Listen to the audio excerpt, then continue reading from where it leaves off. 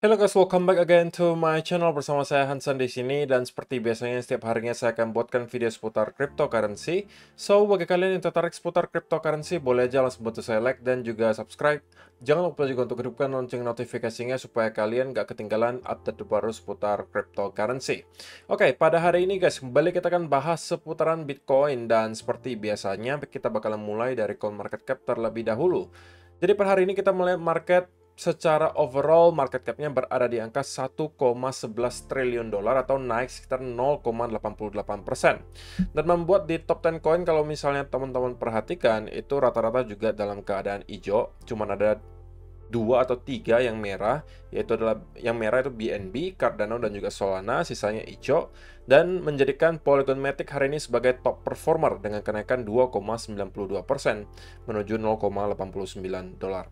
So, itu adalah outlook sementara untuk beberapa top coin yang ada. Untuk video hari ini saya nggak bakalan bahas berita dan data, karena ini kembali ada jadwalnya, saya pengen update untuk beberapa chart yang tentunya berkorelasi dengan Bitcoin dan nanti kita bakalan bahas juga tentunya untuk Bitcoin. So, kita langsung aja masuk ke chart hari ini. Dan saya pengen mulai dari dolar indeks terlebih dahulu, teman-teman. Kita sudah kemarin sempat membahas bahwa ketika dolar indeks sudah berhasil untuk breakout dari trendline di sini, saya sampaikan target terdekatnya adalah area trendline di sini. Oke, dan untuk sementara kita sudah sepertinya menyentuh ke area tersebut dan mendapatkan sedikit rejections. Tetapi bukan berarti kita langsung akan roll over ya guys. Oke, tidak berarti kita langsung akan ke lower low baru. Untuk sementara kita masih bertahan di kurang lebih area trendline tersebut. Tentunya masih ada chance bagi kita untuk kemudian breakout dari sini, yang berarti kita kemungkinan besar akan kembali nge-retest ke area high terakhir di sini, di sekitaran area 105,8, atau bahkan kita bisa membuat high yang baru. Oke, nah senario paling idealnya sekali lagi kalau misalnya kita mau melihat stock market maupun Bitcoin itu rally adalah ketika secara overall dolar index itu mengalami downtrend. Sedangkan sekarang kita masih mengalami ya relief rally gitu ya. Untuk short term kalau misalnya kita lihat 15 minute chart, ya kita bisa bilang ini sedang dalam keadaan bull trend. Jadi belum ada alasan bagi kita untuk menyatakan bahwa oke, sekarang sepertinya kita sudah akan flip ke arah bearish lagi sebelum mungkin beberapa hal ini terjadi. Yang pertama, saya pengen melihat adanya sell off gitu ya, yang disertai dengan momentum yang cukup kuat. Mungkin kalau kita mau ambil contoh seperti di sini guys. Oke, atau modelnya seperti ini.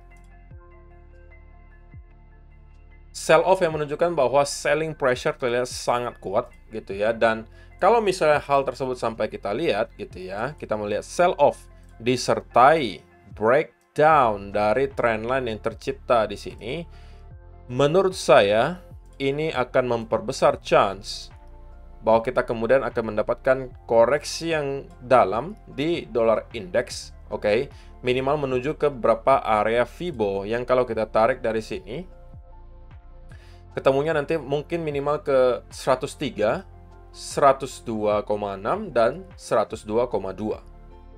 Oke, kita untuk sekarang belum boleh berasumsi bahwa kita akan kemudian membuat lower low dari sini. Kita harus lihat secara price action seperti apa sell off-nya. Gitu ya. Tapi pada intinya kalau kita mampu melihat hal ini, breakdown dari trendline disertai dengan sell off yang momentumnya cukup kuat, maka saya expect dolar index akan kembali ke beberapa area di sini, minimal 0,382. Nah, kalau misalnya hal tersebut sampai terjadi, bagi saya itu harusnya akan menjadi pertanda baik gitu ya untuk stock market dan juga Bitcoin untuk mungkin bisa mendapatkan semacam rally. Jadi untuk sementara, karena kita masih berada di area trendline, kita harus cek untuk beberapa hari ke depan apakah kita kemudian akan mendapatkan sell off dari sini seperti yang mungkin kita lihat beberapa kali sebelumnya, seperti ini, seperti ini. Kalau kita kemudian melihat hal tersebut lagi terjadi dan ada konsolidasi, mungkin mirip seperti yang kita lihat di sini, maka itu adalah berarti kita akan kemudian mendapatkan sell off berikutnya ke bawah. Oke? Dan perlu kalian ingat bahwa sampai sekarang kita masih tidak mampu untuk break dari area major support untuk dolar index yang berada di sekitaran area 100 di sini, guys. Oke, selama kita bertahan di atas area ini, maka kita masih selalu mempunyai chance untuk mendapatkan bounce setiap kali kita menyentuh ke area di sini. Sebelum kita melihat market memutuskan ke salah satu arah.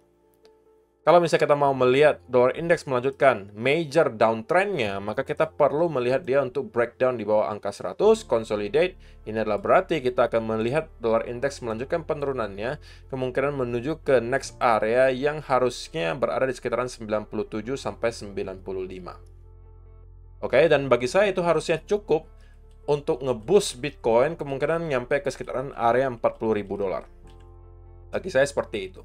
Tetapi kita nggak boleh hanya bahas salah satu senario. Kita juga pengen tahu apabila senario tersebut tidak terjadi, tetapi justru yang sebaliknya terjadi, artinya kita justru mendapatkan ada breakout dari sini. Oke, which is sebenarnya saya belum akan terlalu khawatir selama kita masih berada di area range di sini. Karena ini bisa aja hanya sebuah flat yang kemudian berarti kita akan melanjutkan penurunan dari sini. Oke. Dan ini kita mungkin bisa gambarkan seperti ini ya guys. Ini bisa jadi adalah sebuah flat gitu ya. Jadi kalau misalnya selama kita tidak break di atas area trendline di sini, menurut saya tidak terlalu khawatir gitu ya akan adanya reversal ke atas dan kembali menuju ke high yang baru. Tetapi kalau misalnya kita sampai melakukan hal tersebut, artinya kita mampu break di atas area ini dan kemudian consolidate, maka ini bisa jadi berarti dollar index kemungkinan besar akan melanjutkan kenaikannya minimal menuju ke sekitaran area 110 atau bahkan kita bisa kembali ke area high terakhir. Oke, jadi kita harus pantau untuk beberapa waktu mendatang apa yang kira-kira akan terjadi ke dollar index. Tentunya untuk sementara karena kita berada di area resistance, maka probability-nya lebih tinggi, short term cenderung ke arah bearish gitu ya. Tetapi kita kemungkinan hanya bearish untuk short term. Kalau misalnya kita mau melihat untuk sell off yang lebih dalam, maka kita perlu breakdown dari trendline di sini. Oke. Karena short term bearish gitu ya, kita cenderung harusnya merasa ya dollar index, stock market Amerika dan juga Bitcoin harusnya cenderung antara sideways menuju ke bullish. Nah, kalau S&P 500 sendiri, kita cenderung mendapatkan fase sideways, teman-teman. Walaupun di hari kemarin kita mendapatkan ada push yang lumayan ke atas, tetapi itu tidak cukup untuk kembali clear di atas area resistance di sini. Oke, jadi breakout yang kemarin kita lihat itu cenderung sebuah fake out. Oke, tentunya itu sebenarnya bukan berita yang baik yang kita mau lihat, gitu ya. Dan untuk sementara saya juga masih midterm, cenderung bullish untuk S&P 500 selama kita mampu maintain di atas area trendline di sini. Oke, target saya masih tetap minimal ke area 4.300. Ya, walaupun kalau misalnya tiba-tiba ada kejadian yang tidak terduga, misalnya katakanlah debt ceiling, tiba-tiba itu diputuskan untuk tidak dinaikkan, kemudian misalnya kita melihat data CPI atau data inflasi dan employment rate rupanya surprising atau mengejutkan dan kemudian melihat stock market sell off, saya masih tetap akan bullish selama kita mampu maintain di atas area trendline di sini.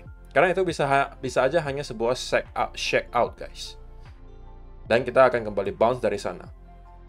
Tapi kalau kita breakdown, tentunya ini adalah pertanda bahwa kita akan kemungkinan kembali ke sekitaran area low terakhir di 3.500-an.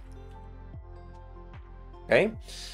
Nah, kalau untuk Bitcoin sendiri, mengacu dari beberapa data yang sudah kita ketahui tadi bahwa cenderung short term untuk dollar index harusnya bearish gitu ya. Maka saya juga cenderung sebenarnya midterm masih bullish untuk Bitcoin. Sekali lagi, beberapa senario yang akan saya manfaatkan ketika nanti datang adalah jika kita kembali mendapatkan sell off, kemudian membuat fake out dari sini, diikuti inverse head and shoulder, ini adalah setup pertama yang bisa saya manfaatkan. Yang kedua, sekali lagi, kalau misalnya kita mendapatkan sell off di stock market, kemungkinan juga Bitcoin akan mengikuti, maka kita bisa expect Bitcoin nyampe ke sekitaran area trendline besar di sini, which is ada di sekitaran 24 sampai 23 ribu dolar. Ini juga akan saya jadikan sebagai area untuk mencari peluang setup buy untuk swing long, gitu ya. Jadi, untuk sementara, teman-teman harusnya juga udah tahu ya, saya udah jelaskan ini juga di video kemarin bahwa saya masih cenderung berfokus untuk mencari peluang untuk long. Karena dollar index sekarang sedang menghadapi resistance, kalau kita sampai mampu break pun, kita sekali lagi, kita kalau mampu break pun di atas area trendline di sini, kita masih harus menghadapi area horizontal resistance di area 105 sampai 105,5. Jadi itulah kenapa saya lebih cenderung prefer untuk mencari peluang untuk long di Bitcoin. Oke, jadi antara kedua setup tersebut datang, saya akan ambil. Atau kalau misalnya tiba-tiba kita justru break dari sini tanpa kita terkoreksi dulu lebih dalam, maka saya bisa manfaatkan antara yang ini. Oke, ini juga inverse and shoulder. Ini bisa jadi neckline-nya. Atau kalau misalnya mau lebih aman, tunggu dia breakout di atas trendline, consolidate. Ini juga bisa saya manfaatkan. Oke, jadi ada berbagai cara di mana kita bisa memanfaatkan peluang di Bitcoin. Oke, tergantung nanti market kasih kita ke yang mana. Jadi di sini saya tidak mencoba untuk mendahului market, saya tidak mencoba untuk menerka-nerka. Habis ini market bakalan naik, habis ini market bakalan turun. Tidak seperti itu. Saya tunggu saja market kasih clue ke saya, baru saya act accordingly. Oke, jadi saya sesuaikan saja, saya ikuti saja apa yang dimau oleh market. Dan itu menurut saya cara paling enak gitu guys. Dan cara yang benar menurut saya. Jangan sampai teman-teman mencoba untuk menebak-nebak habis ini market bakalan kemana. Karena sebenarnya tidak ada satu orang pun yang tahu persis dan tahu pasti habis ini market mau kemana. Semuanya hanya berdasarkan probabilitas. Makanya kita perlu clue gitu. Clue itu manfaatnya apa? Manfaatnya untuk mempertinggi probabilitas sebuah senario terjadi. Maka mungkin teman-teman merasa, kok biasanya bahas bisa naik, bisa turun. Gimana sih kok? Ya memang begitu guys. Ya memang begitu. Semuanya soal probability. Kalau kalian tanya sekarang, Bitcoin habis ini kemana kok? Ya bisa naik, bisa turun. Cuman mungkin pertanyaan selanjutnya, probabilitasnya yang mana gitu lebih tinggi. Nah itu kan. Nah, untuk dapat mempertinggi probability atau probabilitas di mana kita akan bergerak ke sebuah arah, naik atau turun, maka kita perlu clue dari market. Oke, biarkan market kasih kita clue, baru nanti kita manfaatkan ketika sudah dapat gitu. Makanya saya selalu sampaikan, kalau misalnya teman-teman tidak dapatkan setup sesuai keinginan, kalian merasa tidak nyaman dengan kondisi market sekarang, tidak perlu buru-buru masuk ke market. Tunggu nanti clue-nya dikasih lagi, baru kalian masuk lagi.